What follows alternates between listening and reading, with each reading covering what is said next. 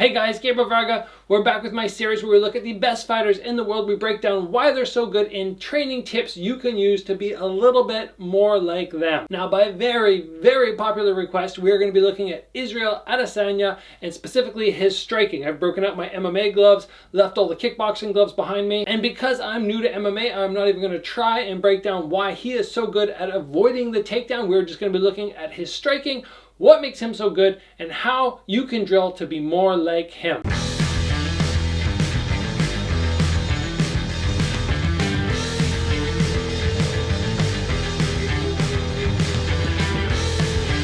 Alright guys, Israel Adesanya, he has been exploding since he entered the UFC. He was actually in Glory the same time I was, so I think we had a little bit of an overlap for about 2 years, at which point I was champion and he was climbing his way up through the ranks. He's an amazing kickboxer, no doubt, but his move to UFC was just perfect. Aside from the little loss he took recently, but let's not focus on that because jumping up a weight class is so much to ask of anybody. He is still amazing. So today guys, we have 5 points and only 5 points. We're going to look at what makes him so good. Anything more than 5 points will be too much. This video will go on for too long, so I picked my favorite things. And let's start off and get right into it by focusing on his kicks and something specific about his kicks which I really like. Now I don't want to take you through the basics because if I'm centered off here and I want to teach you guys how to snap out a front kick, which he does very well, or snap out a round kick, which again he does very well. There's not much of a learning curve there for you guys. What I want to talk about is his ability to transition from the front kick up to the round kick so fluidly. And he's able to do it with stance changes as well. So if he's normally in his orthodox stance, he'll switch, he'll pump the front kick out, and then come up with the head round kick. Now I want to talk about 2 variations of this. And number 1, which you do see him do occasionally, is the Brazilian kick. The Brazilian kick, which we're not going to focus on as much today, but you can take a look at the link on the video I made. But I really want to look at his ability to come up with the front kick and transition into the head round kick. Now this is very reminiscent of karate style kicking, and it's something I used to do quite often for point fighting. We'd be bouncing around, we'd go 1, 2. Now I don't utilize it much anymore because the power behind it is fairly minimal. But he makes it work and he still throws it, and I think more than anything his success comes from people being a little bit intimidated by the kick, and it manages to help him create the distance which he really likes. So the tip for getting this one going, for utilizing this kick correctly, is to start off, get yourself something to hang off, and just work your ability to go from a front kick. As you rechamber, you transition your body over, and now you're in that perfect round kick position to land the shot, hopefully without anybody's hand there. If somebody sees the front kick coming, they go to block incorrectly, they leave their head open. Now the 1, 2 becomes perfect. Now one of the main things you guys are going to note on this kick is this foot that you're standing on. Everything stems from what happens here. If I do not pivot this foot at all, I come to my front kick, I try to transition to my round kick, and my hip mobility is limited by that foot not turning over. But if I turn it over too early, especially if I want to do a Brazilian kick, a preemptive full pivot is not as good for this kick. So what I really want to get focused on, very good at, which he does very nicely, is lifting up and then transitioning the pivot during the kick. Again, spectacular technique. You can work it off a stationary object, coming up just 1, 2, 1, 2, 1, 2. And then you can start utilizing it in your sparring, in your shadow boxing, whatever you want, where you come up, you touch once. Maybe hands out longer like him, you touch. And then you just work from there to there. Quick transition. And one of the tips that I have to make this kick more successful is to utilize your eyes as a fake. So if I come towards you and I'm looking up, because I know that's where my fake is going to come, I'm kicking low to fake, but I'm looking up, it doesn't sell. But if I really look down, I look at that stomach, I touch it, I look at the stomach, I touch it, I really look, and then I transition, it is much easier to sell that kick. It's much more likely that the person's going to fall for the feint, and you will be successful with this shot. All right guys, point number 2, I want to talk about Israel's fakes. His ability to fake a shot and have a reaction, a very dramatic reaction come out of it. And faking is one of those things that is super underutilized. And if you are somebody who likes distance, if you don't want to be standing here the whole time banging with somebody, you want to maintain distance, you have to have a reason to stop them from just walking in. Now, yes, of course, you could just use defensive techniques. Somebody comes in and you jam them. Somebody comes in and you move. But if somebody's getting ready to move forward and you are feinting, or you're popping the hand out, and it gives them that pause, that concern for a split second, like, oh, I'm going to attack. Okay, no, I'm not, because I see that little shot coming. But the reality of a good fake is it causes that pause, it creates that hesitancy, and it allows the other guy to dictate the pace without exhausting himself. It's so easy for me. Let's say I want to fake a round kick. It's just pump my hip, pump my hip.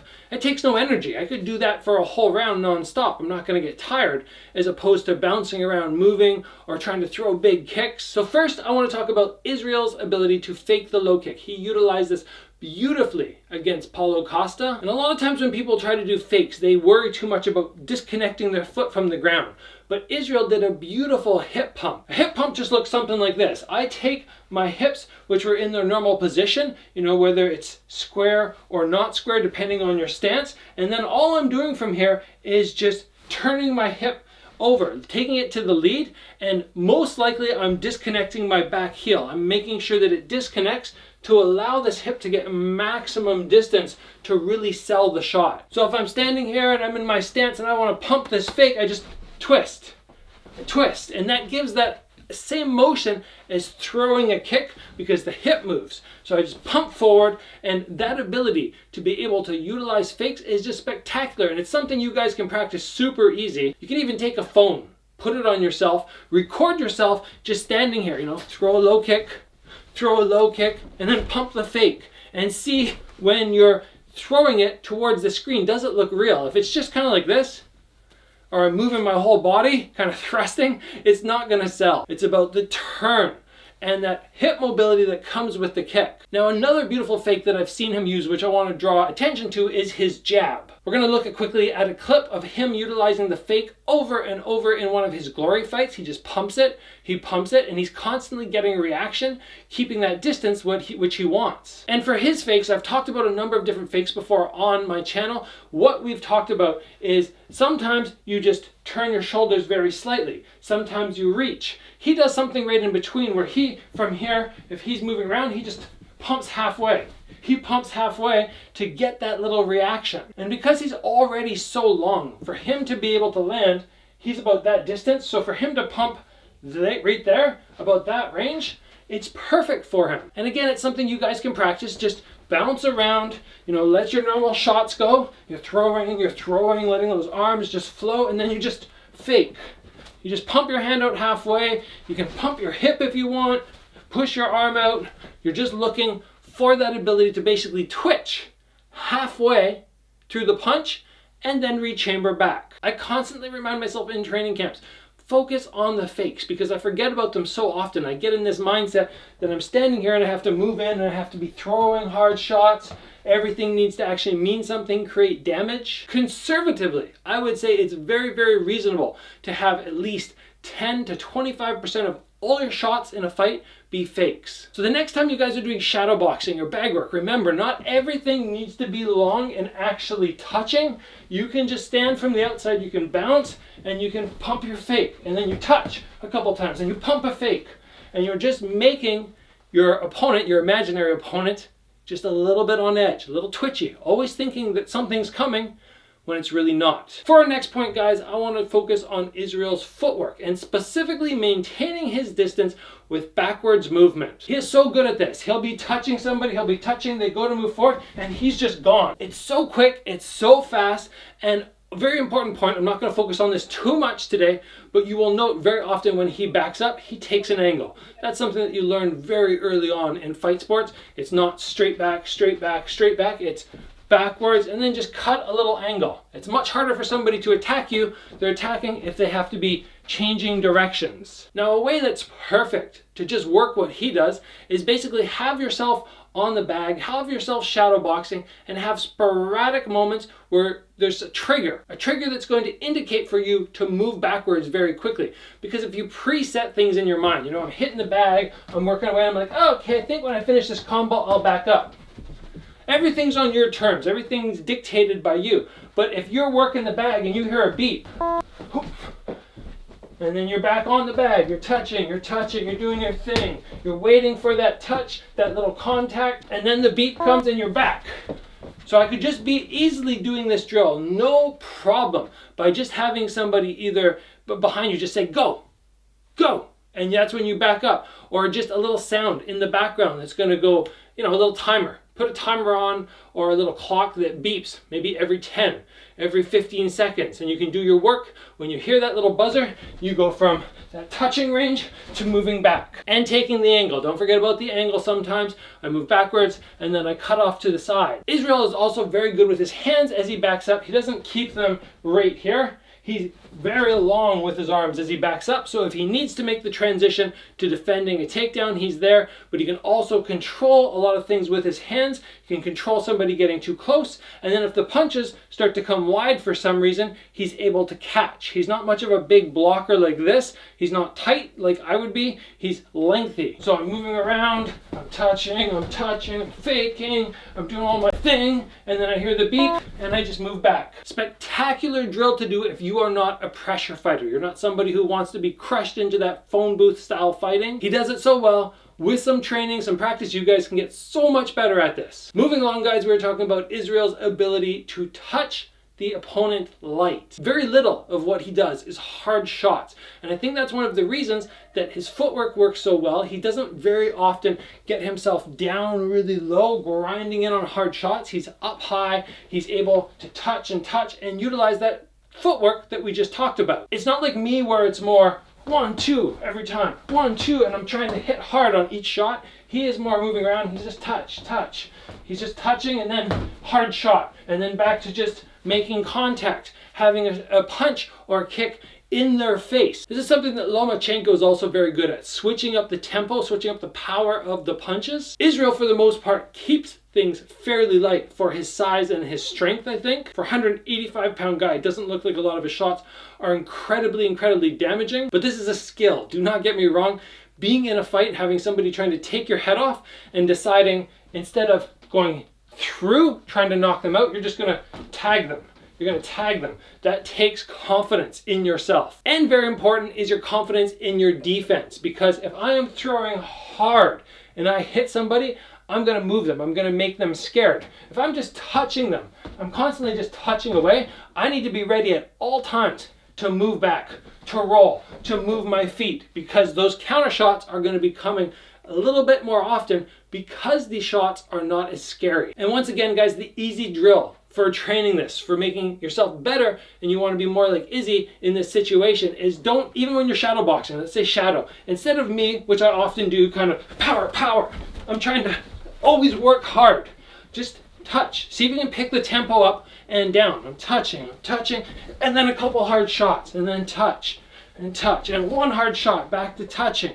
The tempo change is incredibly important if you want to strike like him. The muscles stay loose on the lighter shots. Fists are closed, so his hand is protected, but he's not clenching his body. He's not exhausting himself. This is one of those drills that, again, like many of the things that I'm talking about with him, they seem basic, but it's much easier said than done. All right, guys, before we get to the next point and we wrap up the video for today, if you haven't already, make sure you get subscribed. It helps the channel so much. If you're enjoying the content today, give it a like. Let's move back on. And the final point for today, guys, is looking at Izzy's cross. This cross that he has is spectacular. As we just mentioned, he doesn't always commit a lot of power to it. It is deceptive. But with these little gloves, you don't need loads of power. And he does something which is so interesting, and not many people do it. When he throws his cross, we already talked about his ability to fake. That's amazing. But when he throws his cross, he doesn't have his hand right here like most people do. Protect the head. He keeps his hands out here. Because he keeps his hands out here, his cross comes from this distance to this distance so much faster. His hip rotation is not enormous. He doesn't launch himself in. He doesn't drop his weight down. His body stays upright. His hands are out, and he just touches. Just from there, I love this cross. I love his ability to just be here, be touching away, utilize his footwork, utilize his fakes, and then boom, touch somebody. And like we said, because of the small gloves and just him being at 185 pounds, he has enough power after landing a few of these to put guys down. So it's important for you guys to remember that not every punch always needs to come from here. It doesn't need to be this kind of shot, especially if you haven't developed your style or you're looking to expand it. For myself, I've already had 40 plus fights. I am very set in who I am. Making changes to my striking style is fairly difficult for me. But if you are newer and you are trying to adapt your style or just change it up, make some adjustments, this is something that's spectacular to try and work on. If I have a target, I get myself just out of this range here. I'm not able to touch. Now when I throw my cross, because I'm able to get a little bit more hip leverage, I can get those few inches through. And again, like we already talked about, my hands are not here. This is much easier for somebody to see coming. His body motion, when he throws the cross, it's so minimal, and it's so difficult for people to see it coming because they're worried about the low kick with the hip pumps. They're worried about the jab with him faking, and then all of a sudden, out of nowhere, with no indication that he's changing, it's just bump. And then again, back to normal. He's working around, he's doing his thing, his hip pumps, his hands are all over the place, he's faking, he's touching, and bump. When you look at all these points I said today and you put them together as a whole, they work so well together. Individually, I'm not in love with them. I'm not going, oh, this is something that I have to add into my arsenal. But all together, they make a very, very dangerous style. And there are many more things to talk about Israel. There's many spectacular things he's good at, but that's why I picked these 5 things that they wrap up so nicely and they create such a unique fighting style that is effective. All right, guys, I hope you enjoyed the content today. If you did, give the video a like. If you've not already, get subscribed. Train hard, guys, and I'll see you back here soon for another video.